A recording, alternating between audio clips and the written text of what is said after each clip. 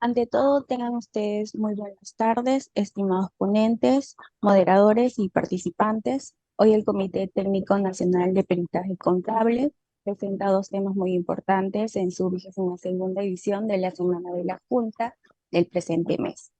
Tenemos con nosotros a quien estará a cargo de la moderación, la doctora contadora pública colegiada Carmen Ortiz Basauri, quien es presidente del Comité Técnico Nacional de Peritaje Contable de la Junta de Decanos del Colegio de Contadores. Adelante, doctora Ortiz. Sí.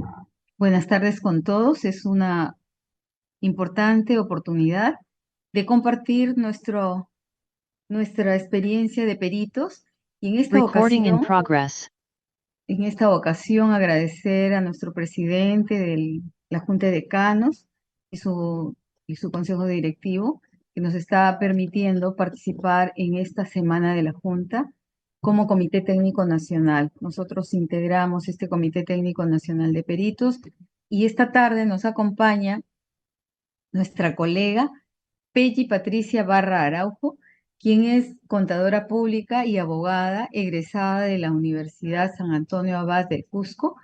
Ella es también magíster con mención en auditoría, bachiller en Derecho, bachiller en Ciencias Contables, pero también tiene es egresada del doctorado en este caso, lleva también los cursos de arbitraje. También es docente y por otro lado, ella es auditora independiente, perito judicial y fiscal y ha sido docente también en la Universidad Tecnológica de los Andes, expositora en nuestro evento de la Convención de Peritos del año pasado en Moquegua. Yo voy a dejar con ustedes a la experimentada colega Pelli para que con su sapiencia nos exponga el tema incremento patrimonial no justificado y el peritaje contable. Adelante, Pelli. ¿Te escuchamos? Muy buenas noches, doctora, a todos los asistentes. Agradecida por permitirme esta participación. Efectivamente, el día de hoy me voy a referir a ustedes con un tema de actualidad que es muy importante, como es el incremento patrimonial no justificado y el peritaje contable. Vamos a ver las diapositivas, por favor, si me colaboran.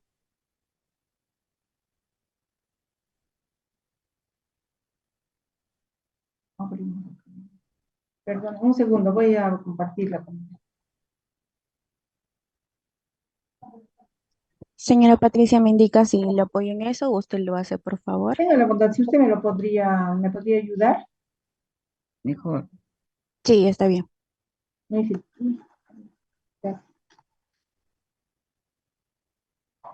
Vamos a comenzar como una parte teórica de la introducción. En los momentos actuales que vivimos, vemos a diario que la manifestación de la riqueza es una de las características en este tema.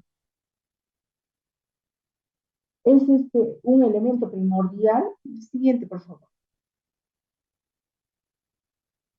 Es un elemento primordial a la fecha ver el incremento de los activos, ¿no? Entonces, ¿qué hacen los estados?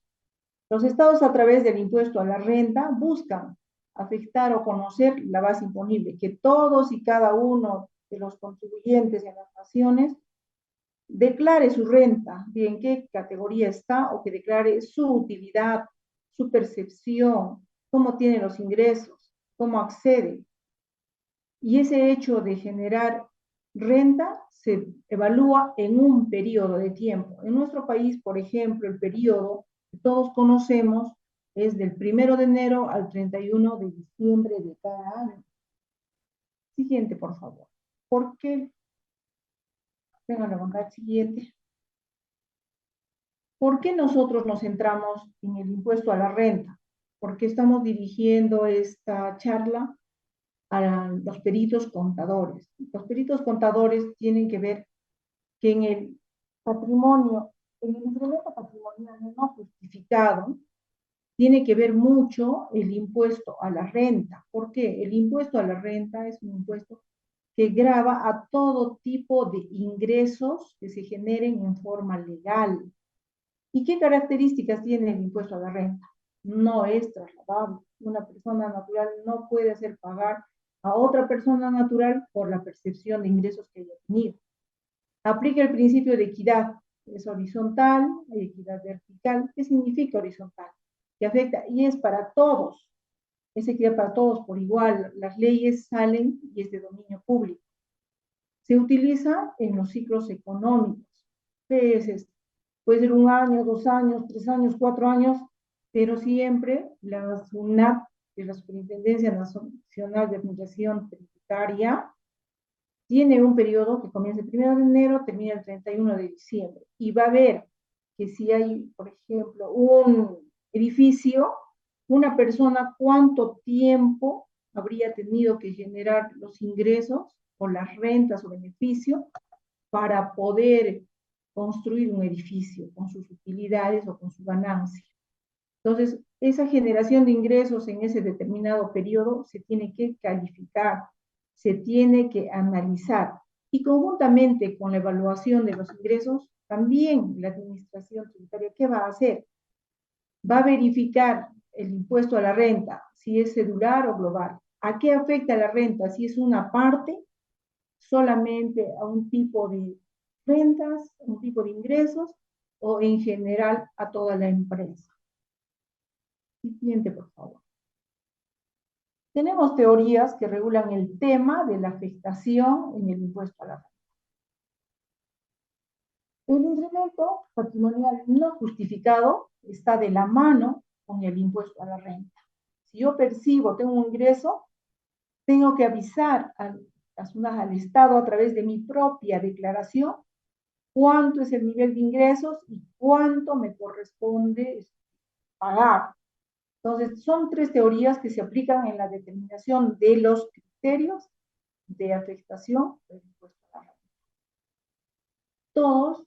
Todas aquellas personas, como sabemos bien, tienen que cumplir con el principio de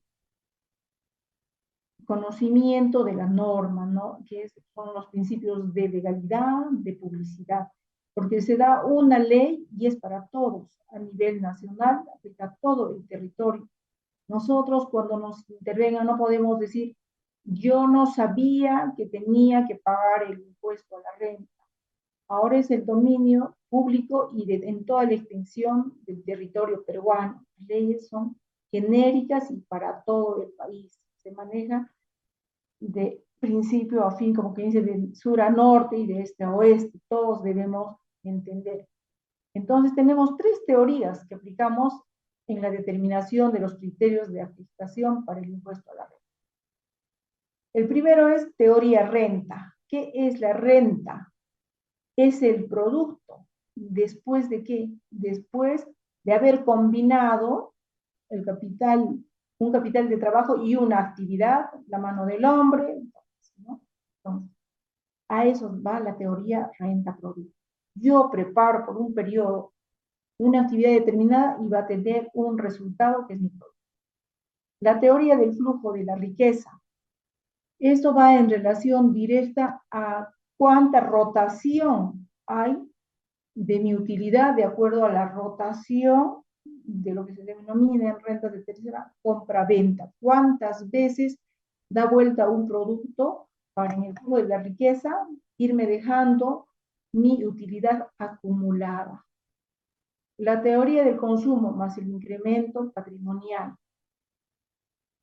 En esta afectación del impuesto a la renta, vemos que la teoría del consumo, ¿qué es? Es aquello que nosotros vamos, consumimos. ¿Qué consumimos? Todos los días alimentos, todos los días vestimos.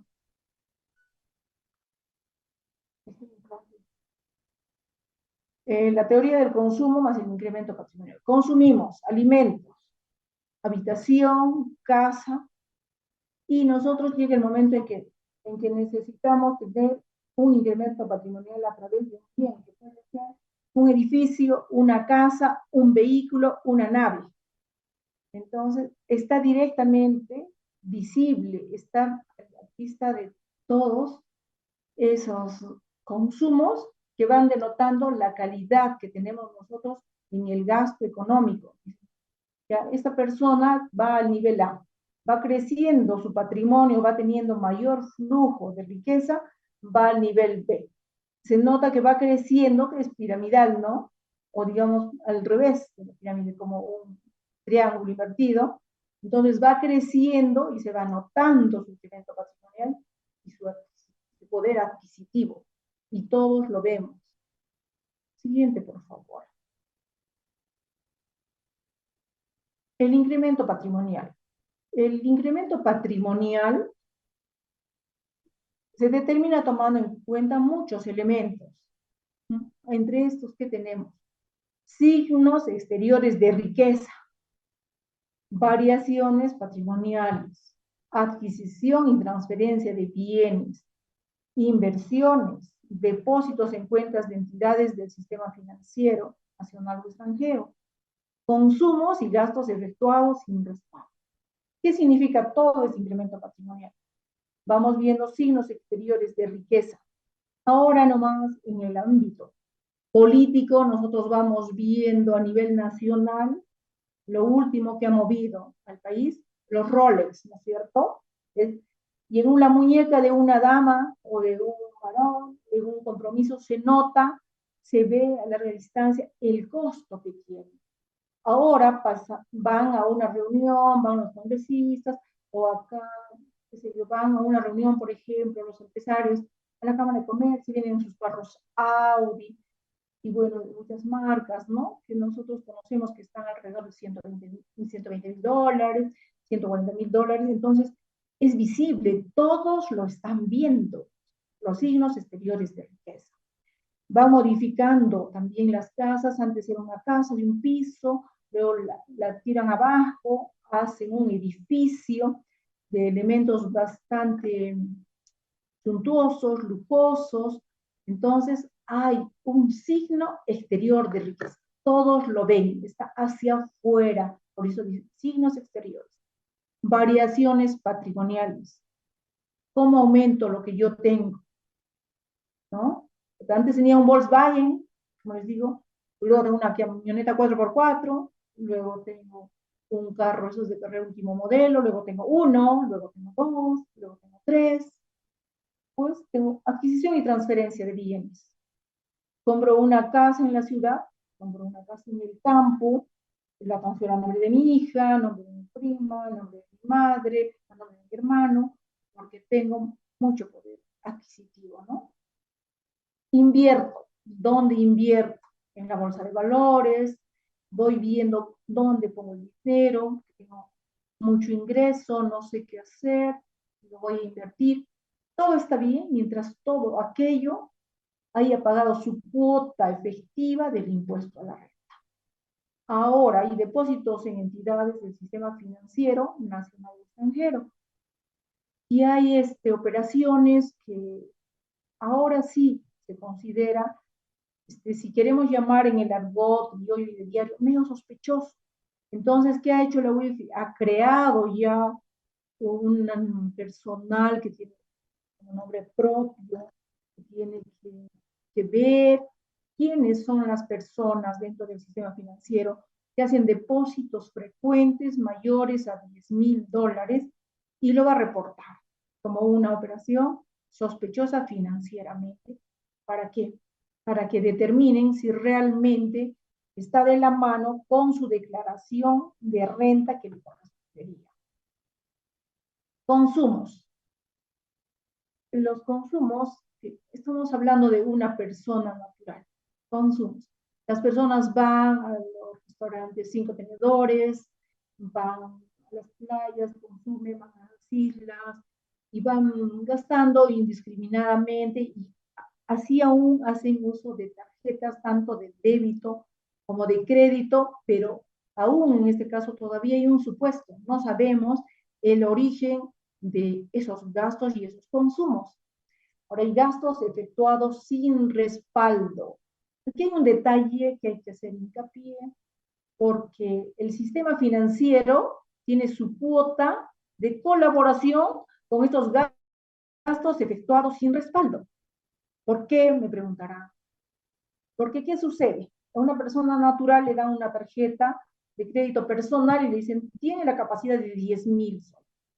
Esta persona paga puntualmente y le duplican. Y ya ahora tiene 20.000. Paga puntualmente, le dicen, ahora tiene 40.000. Luego llega un momento en que a sola firma puede sacar 100.000. Pero, ojo, las entidades financieras sí hacen la colocación porque es su negocio de darles el capital, pero no saben en qué están invirtiendo y con qué fondos están retornando esa cuota más el interés, que es el costo del dinero en función del tiempo. Entonces, ¿qué tenemos que pensar? Que acá esta cadena de contribuir al patrimonio que se incrementa sin justificación, también a veces las entidades financieras colaboran. ¿Por qué? Porque su evaluación es a la tasa de retorno, no a la fuente origen. Siguiente, por favor. Ingresos gravados por la ley del impuesto a la renta. El artículo 1 de la ley del impuesto a la renta establece que el impuesto grava rentas que provengan del capital, del trabajo, de la aplicación conjunta de ambos factores provenientes de una fuente durable y susceptible de generar ingresos periódicos. ¿Qué grava? A la permanencia y a la consecuencia. No sucede que un día hago negocio y después ya no, o una sola vez al año. Quizás en las ganancias de capital sí, porque las ganancias de capital vienen de la transferencia o compra-venta de inmuebles, ¿no? La renta de segunda categoría. Otros ingresos que provengan de terceros establecidos en la ley. Las rentas imputadas, incluyendo las de goce y disfrute, que también establece la ley, porque así como hay negocios, por ejemplo, una notaría que se va a ver todas las cosas legales, que vamos a firmar nuestros documentos con fecha cierta, vamos a dar fehaciencia de una transferencia, igual existen negocios de goce, discotecas, centros de recreación, agencias de turismo, entre otros, ¿no? Agencias de turismo y viaje. ¿Para qué? Para que todo, bueno, se complementan nuestras actividades, ¿no? Por ejemplo, nosotros en Cusco tenemos la famosa actividad que dicen que es la fábrica sin chimenea, que es el turismo.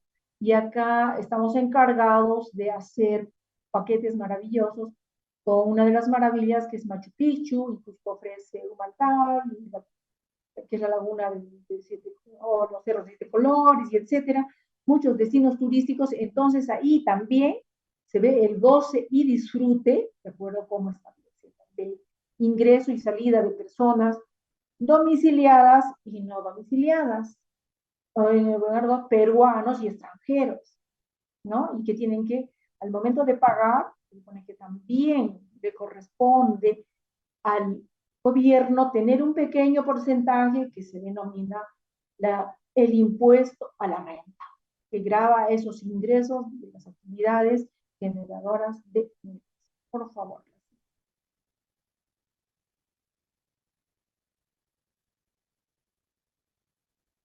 Incremento patrimonial no justificado.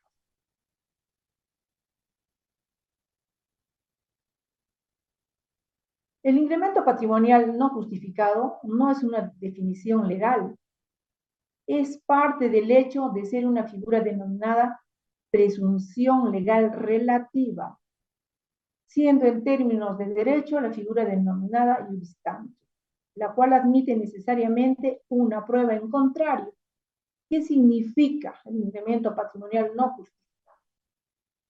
Que hay una posibilidad, hay una presunción, yo presumo que esta persona que en un año ha comprado 4, o se ha sacado la lotería, o no ha declarado todas sus rentas, o ha declarado, pero yo no sé. Entonces, como administración tributaria, voy a hacer la investigación fiscal a través de ¿qué? De una auditoría. Voy a solicitar yo, como administración tributaria, que me demuestre que ese incremento patrimonial está legalmente respaldado, ¿no? Y que esa presunción, que al principio es relativa, se va a ir desvaneciendo en tanto y cuanto yo pueda demostrar junto con mi documentación fehaciente, mi documentación contable, tributaria y legal, que efectivamente yo puedo disponer de un fondo económico para adquirir esos bienes patrimoniales e incrementar mi patrimonio visible, pero que sí debe ser justificado, que sí, ciertamente es justificado. Entonces, ¿a quién le va a corresponder sacar de la prueba? Vamos a avanzar. La administración tributaria aplicará la presunción, que puede definirse como aquella operación lógica por la que se tiene como acreditado un hecho desconocido a partir de otro sobre cuya existencia no existe duda, en tanto que pruebe yo. Entonces, nosotros como contadores públicos que damos fe de las operaciones, debemos instruir a nuestros patrocinados, a nuestros clientes, a los empresarios, que no deben molestarse cuando la administración tributaria interviene. ¿Por qué? Porque nosotros debemos, como una obligación, mostrar adecuadamente y con un sustento legal todas nuestras operaciones por el periodo que determine. Nosotros debemos demostrar fehacientemente cómo respaldamos cada sol que invertimos. ¿Por qué? Porque nosotros somos los sujetos pasivos del impuesto y la carga de la prueba nos corresponde. ¿Qué significa eso? Que nosotros debemos dilucidar, desaparecer esa presunción legal relativa que hace que el contribuyente esté en la mira de una posible infracción tributaria y peor aún, en una conclusión de delito tributario. ¿Por qué? Porque un incremento patrimonial no justificado trae como consecuencia un informe de la administración tributaria como defraudador tributario y por ende se abre un proceso de lavado de activos y de pérdida o extinción de dominio sobre los bienes patrimoniales que nos ha sido de mucho esfuerzo de repente conseguirlo, si es que no hemos tenido la previsión o la cultura de documentar nuestras actividades, tanto de ingresos como de egresos, a través de qué? De la declaración de los impuestos a la renta, que pueden ser de periodicidad anual o cuotas a cuenta mensuales. Entonces, los contadores tenemos una tarea titánica de hacer entender a toda persona natural y a toda persona jurídica que nosotros debemos justificar todas las categorías de impuesto a la renta que tenemos para poder tener un patrimonio totalmente legal y que pase todas las revisiones y que no ingrese a ese segmento que ahora es bastante grande, unos porcentajes increíbles y elevados de incremento patrimonial no justificado, que se determina día a día con el procedimiento de fiscalización por parte de la administración tributaria, primero a las personas naturales y como consecuencia a las personas jurídicas, donde las personas naturales son parte de estas, como socios o accionistas. Siguiente, por favor.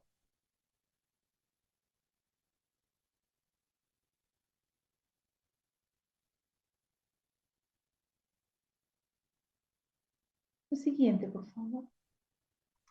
De las personas naturales. Las personas naturales dentro del territorio nacional pueden generar ingresos de primera categoría, que son los alquileres por bienes muebles e inmuebles. Segunda categoría, que son de venta o enajenación de bienes muebles e inmuebles. Tercera categoría, que es La renta, que de repente es aquí la que tiene el segmento más grueso y más grande y más delicado, es una persona natural que sí puede generar rentas de tercera categoría clasificadas dentro del sistema de simplificado, que se llama ahora en el régimen especial de renta, que tiene la base de 150 UITs, y luego ubicarse como pequeña, mediana empresa en el nivel tributario y la del régimen general como persona natural. Estamos hablando de personas naturales, ¿no?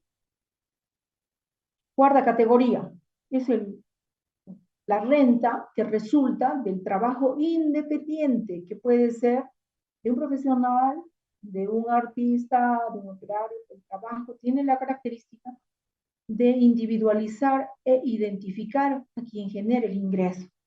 Y la quinta categoría, que es el ingreso, como todos sabemos, de dependencia, de planilla.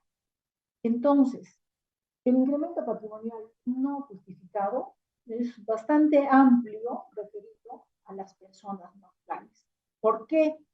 Porque son las personas naturales quienes toman la determinación de hacer las inversiones, compra, transferencia, transformación, ¿no? Y edificación.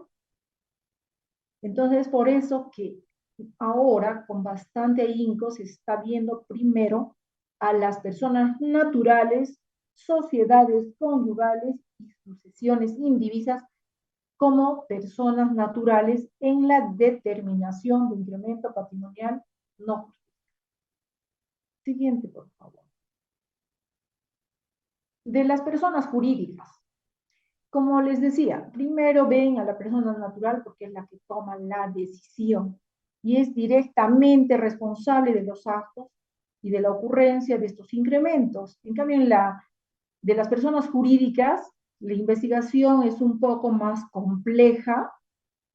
¿Por qué? Porque las empresas jurídicas, perdón, las personas jurídicas están relacionadas directamente a la creación de empresas donde la conforman una, dos y muchas más personas, ¿no? Entonces, ¿qué rentas tienen? Generalmente las personas jurídicas se ubican como rentas de tercera categoría en sus diferentes tipos de asociación. Por ejemplo, sociedad anónima cerrada, sociedad anónima abierta, sociedad de responsabilidad limitada, empresa individual de responsabilidad limitada y otros tipos de asociación que generen ingresos en el territorio nacional. En estas rentas de tercera categoría propiamente dichas, analizadas o fiscalizadas para determinar el incremento patrimonial no justificado, es un poco más complejo. Por ejemplo, en la sociedad anónima cerrada, ¿qué ocurre?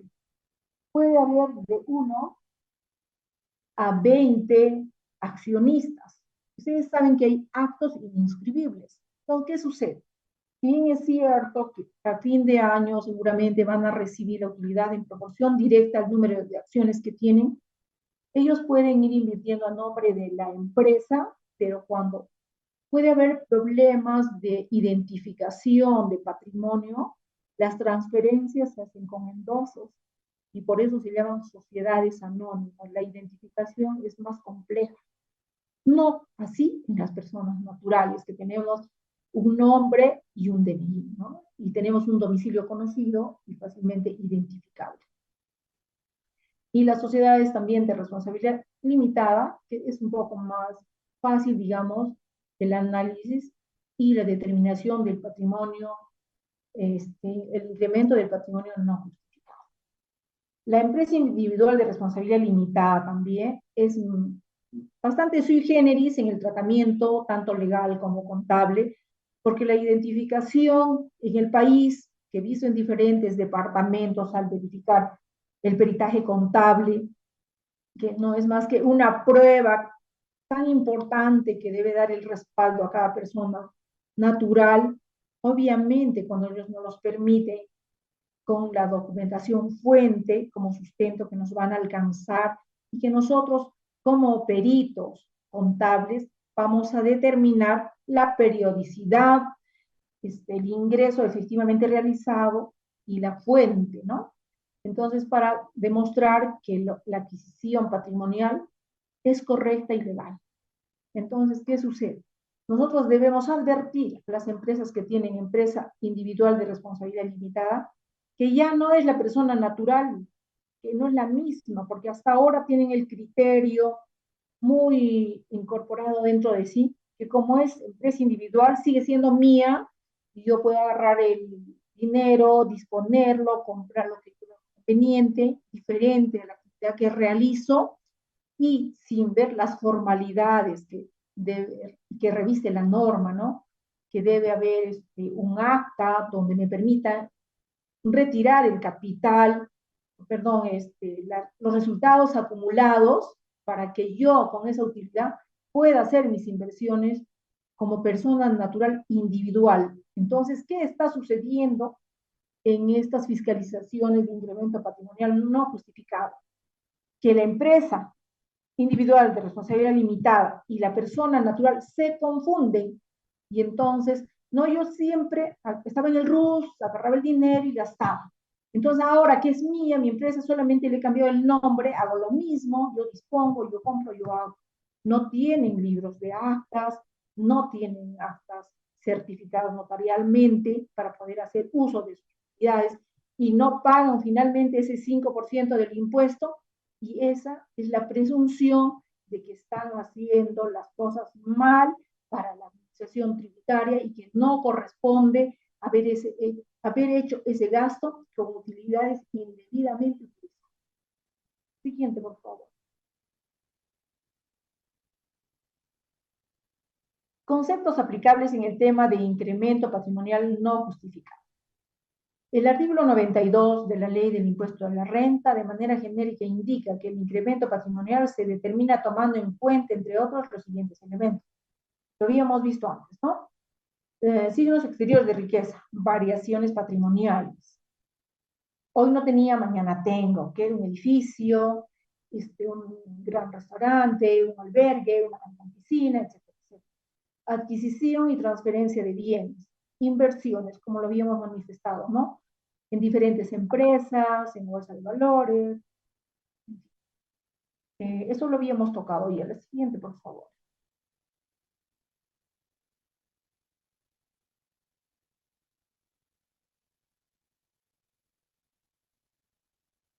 La siguiente diapositiva, gracias. Patrimonio. Definimos, según el numeral 1 del literal A del artículo 60 del reglamento de la Ley del Impuesto a la Renta, se define patrimonio de la siguiente manera. Es el conjunto de activos, bienes, deducidos los pasivos, nuestras obligaciones del deudor tributario como persona natural. Puede identificarse en forma simple como una propiedad inmobiliaria, una casa, un departamento, un estacionamiento, una oficina, un stand comercial, un terreno agrícola, una casa de campo, una casa de playa, etc. Un vehículo o una... Siguiente, por favor. Signos exteriores de riqueza. Los signos exteriores de riqueza son aquellos elementos que reflejan una posición económica acomodada o también una capacidad de gasto elevada, como viajes numerosos al exterior sin una finalidad determinada, compras con tarjetas en forma indiscriminada. Siguiente, por favor. Fuentes de información. La administración tributaria, para determinar el incremento de patrimonio no justificado, cuenta con las siguientes fuentes de información. Porque a veces los usuarios, las personas que están siendo examinadas para determinar si su patrimonio se justifica o no, siempre dicen, alguien me denunció, pero en realidad no, porque ahora con el uso de la tecnología, todo está interconectado, ¿no? Todo se sabe. Por ejemplo, registros públicos, el PDT notarios, migraciones, redes sociales, agencias de viajes, líneas aéreas, empresas de transporte, aduanas, el DAO que presentamos cada año, bancos, cajas, instituciones financieras, la OMPE, información tributaria de otros países, entre otros. Esta fuente de información ahora es inmediata, ¿no? Tenemos, por ejemplo, los récords migratorios, saben cuántas veces ingresamos al país, perdón, cuántas veces salimos del país y a qué países vamos, cuántos días nos quedamos. Y entonces si no es fácil, es sencillo determinar el costo que emana y pasajes, estadía, alimentación y recreación de cada viaje, dependiendo del destino. Siguiente, por favor. Cuestionamiento al contribuyente. ¿Qué debe hacer el contador con cada uno de sus clientes, tanto como persona natural o jurídica, ¿no? Cuando tiene movimientos patrimoniales y económicos elevados? ¿Cómo adquirió o vendió los inmuebles o predios? ¿Viajó fuera del país? ¿Con qué frecuencia? ¿Realizó trámites de importación de bienes? ¿Realizó consumo frecuente en restaurantes, bares, discotecas? ¿Realizó operaciones con sus tarjetas de crédito o débitos? ¿Realizó gastos de cirugía estética? ¿Adquirió cheques de gerencia que tienen respaldo? Sí, no. ¿Adquirió joyas o bienes suntuarios? ¿Es propietario de alguna embarcación? ¿Es propietario de obras de arte? ¿Es propietario de vehículos? ¿Es socio de algún club? Ustedes saben que hay pues, un auto y tal otro club, qué sé yo, que la sola inscripción cuesta 18.000, 20.000, 80.000 dólares. Entonces nosotros cuando tenemos un cliente nuevo como contador y de repente siempre como perito, se debe ya ir anticipando, ¿no? ¿Cuál es el origen de todo eso? ¿Cuál es su fuente de ingreso? Todo ello está respaldado, todo ello cuenta con documentos de fecha cierta, si recibió por herencia y el traje sucesivo, están las escrituras públicas al día, están actualizados los nombres, todo eso nosotros como contadores, como dirección, mañana más tarde hay una presunción, tenemos la obligación de preparar a nuestros clientes. Siguiente, por favor.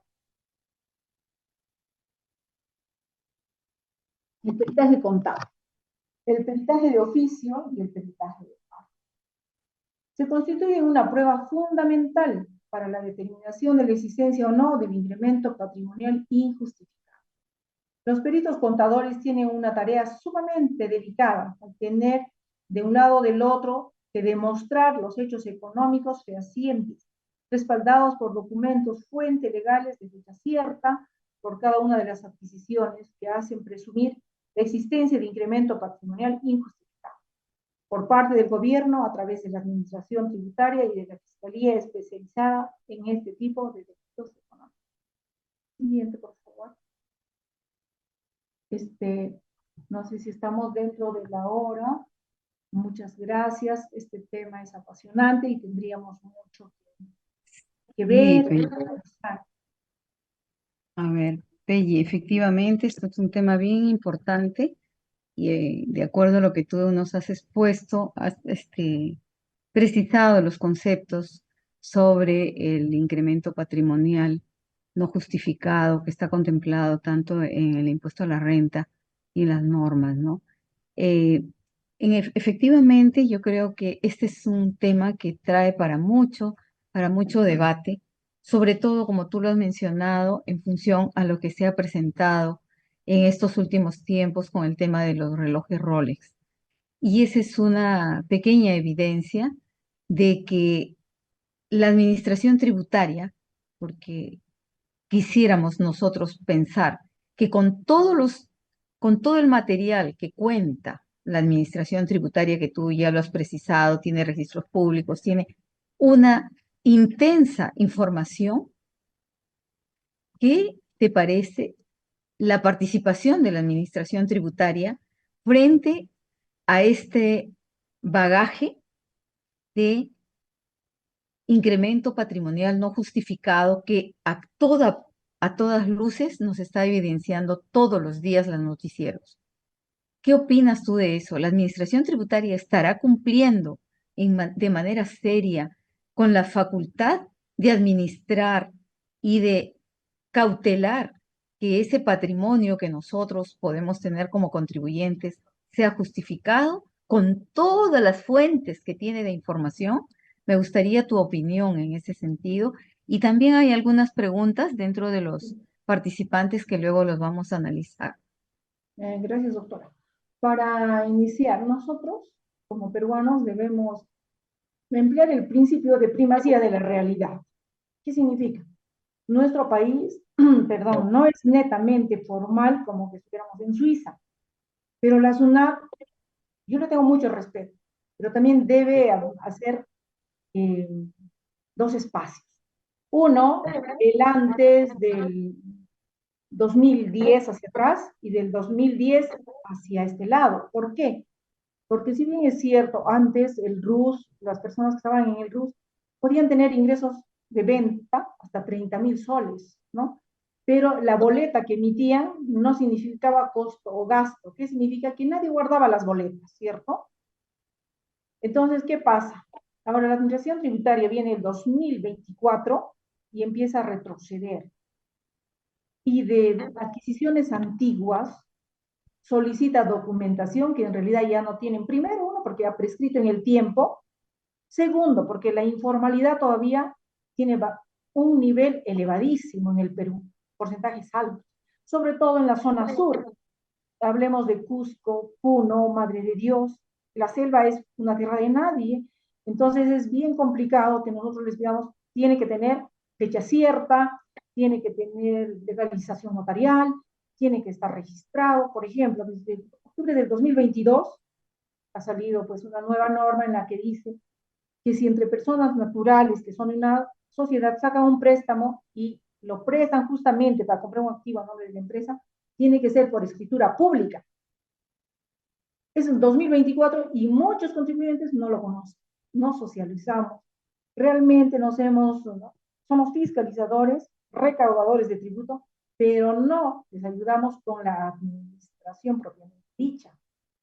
Entonces, falta educación, falta cultura. ¿Dónde? Como les digo, la zona sur y a la selva, ¿no?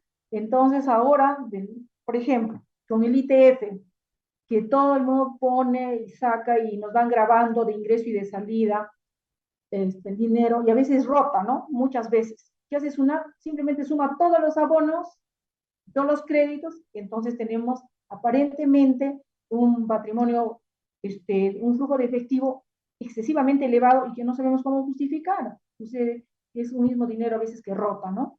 Sobre todo en empresas sacan, ponen, vuelven a poner, sacan para comprar algo, no compraron ese día, lo vuelven a poner y suma todo eso. Entonces, yo creo que tienen una labor muy interesante porque no tenemos la cultura de tributar, pero no podemos ir de un extremo a otro. No le escucho, doctora.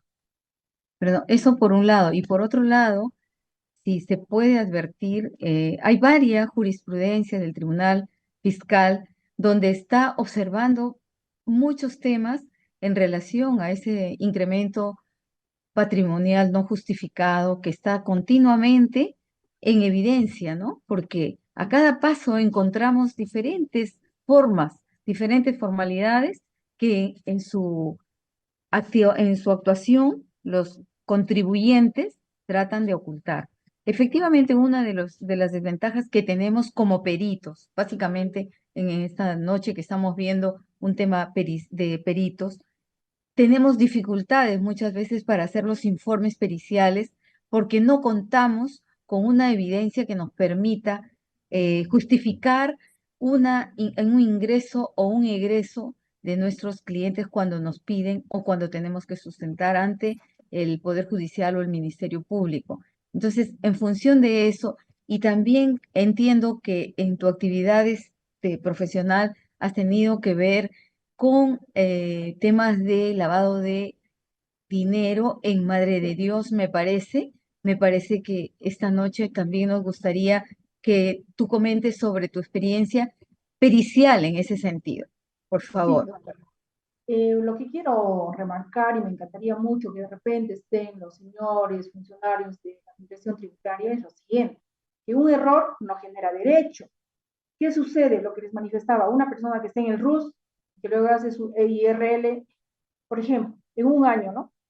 Al medio año, hasta junio, trabaja en el RUS y luego hace su empresa jurídica EIRL y continúa trabajando. Pero no tiene pues la formación que debe tener en la selva, ¿no? Estoy hablando de Huastel, ¿cierto?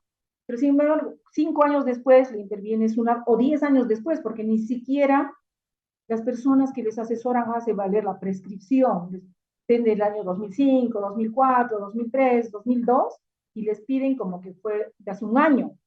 Quieren que todo esté bancarizado y allá no hay bancos, allá es tierra de nadie, más bien corren demasiado riesgo, los asaltan, los matan, les quitan el oro, etc. ¿No es cierto? Entonces, ¿qué sucede? Debe haber algo de equidad.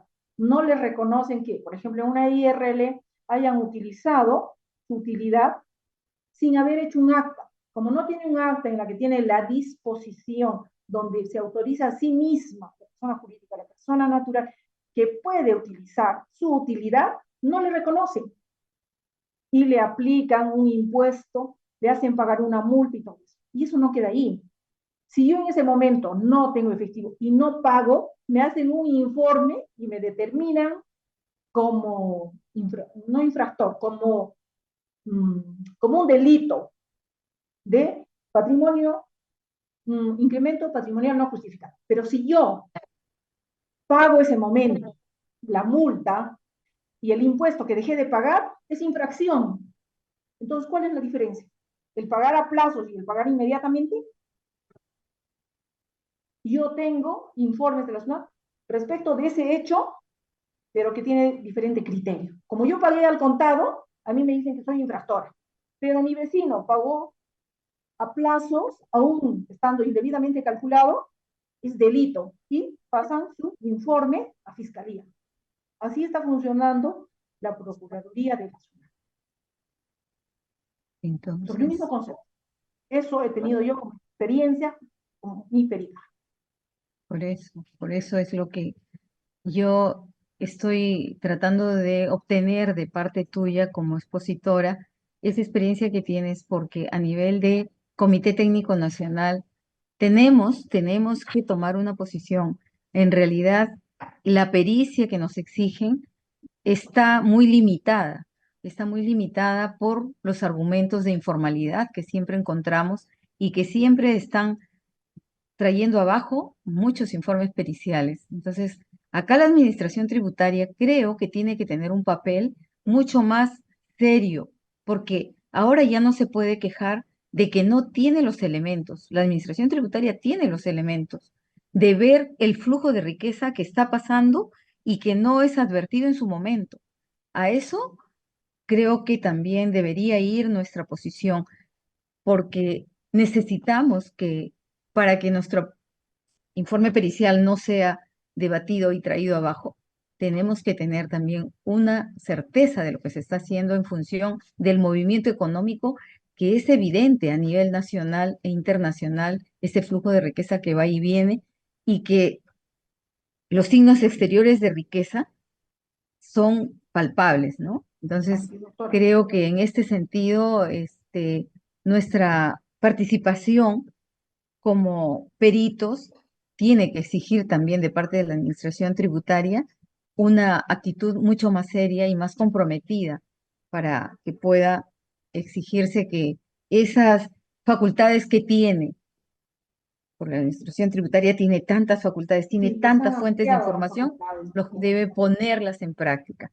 Mira, hay por favor, quisiera que escuches a la colega Ivette Pérez, que está haciendo una pregunta. Adelante, Ivette, por favor, porque no se nota, aquí dice, cabe la posibilidad de que la determinación del impuesto de personas naturales mediante el método de adquisiciones y desembolsos. ¿Podría intervenir Ivette Pérez? Hola. Geraldine, ¿le puedes dar pase a Ivette, por favor? Hola. Sé que no me escucha. Doctora, buenas noches. Sí.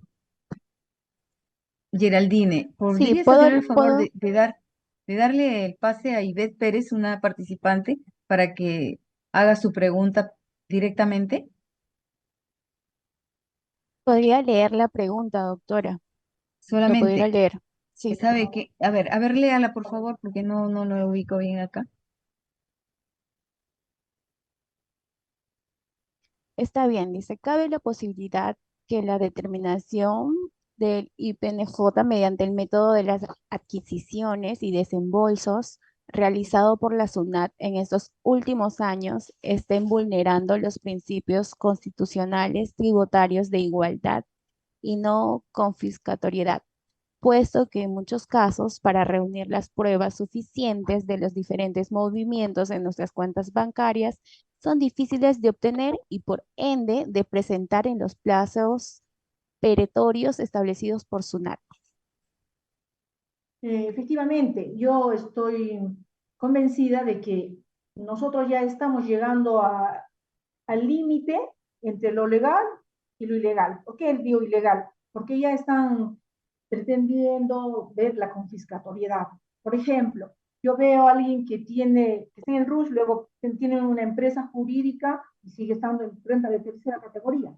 Sin embargo, le desconocen a la persona jurídica, a la persona natural le aplican como que todos los ingresos del desembolso corresponderían a rentas de cuarta categoría, se lo calculan así y así se lo cobran.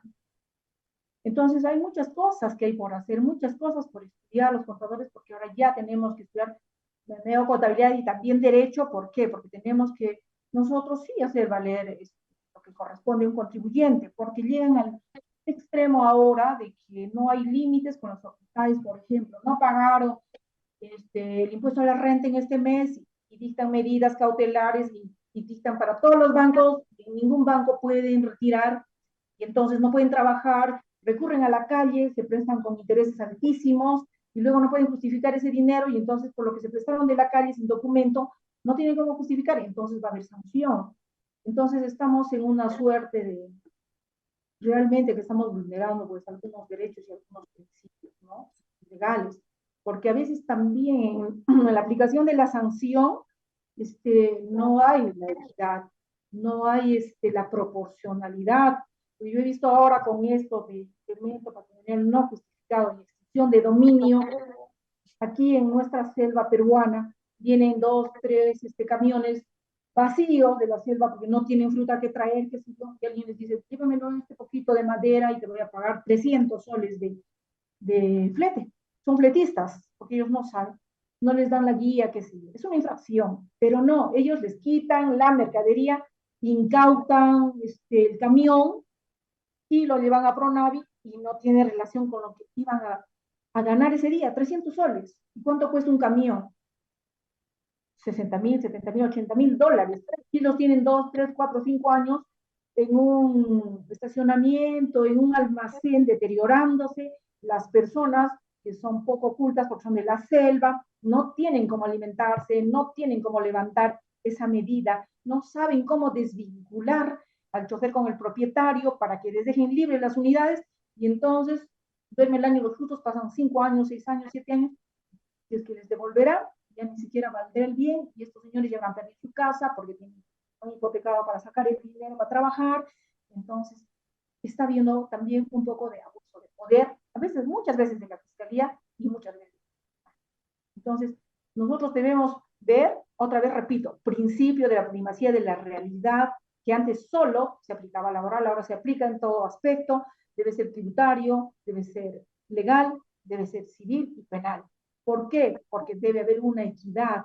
Yo estoy en un Perú que no es totalmente formal, pero pretendo aplicar las reglas como si fuera Suiza.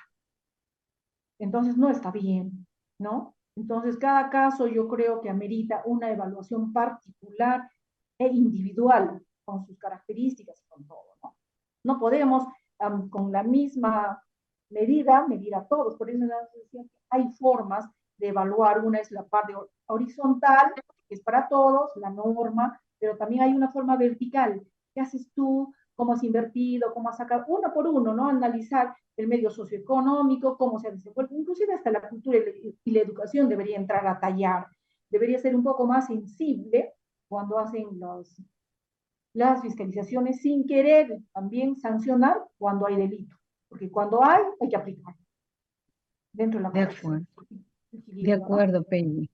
Yo creo que esta noche hemos escuchado una importante conferencia, pero deja mucho todavía por analizar y de nuestra parte indagar y ver ¿qué opciones tenemos como Comité Técnico Nacional de Peritos frente a todo lo que se está dando y frente a lo que nos interesa sustentar ya sea en el Poder Judicial, en el Ministerio Público o como peritos de parte para defender nuestros informes periciales? Doctora, Porque es que este es un vemos que hay, granito. Perdóneme que sí, le corte, doctora. Es que esta sí, intervención es solamente un granito, es un porcentaje muy chiquito, porque hay mucho que estudiar, hay mucho que compartir y de repente se deberían hacer mesas de trabajo, traer un peritaje ya terminado, concluido y con sentencia, de repente demostrarlo, enseñarles, porque yo creo que todos somos aves de paso y lo que se aprende se tiene que dar. muchas gracias nuevamente, Peggy, y aprovecho para, al momento ya de despedirnos, agradecer nuevamente tu participación y la Junta de Decanos también, pero desde ya estoy invitando para nuestra convención de peritos que va a realizarse en el mes de septiembre. Yo voy a retirarme para que ingrese ya nuestro colega Luis Miguel Guillén, que es el nuevo expositor. Muchas gracias nuevamente y permiso. Muchas gracias, doctora. Con vuestro permiso, tengan todos ustedes muy buenas noches y felicitarles que cada día los contadores tenemos que aprender un poquito más. Nuestra carrera es muy importante, columna vertebral del Estado y del mundo. Gracias. Buenas noches.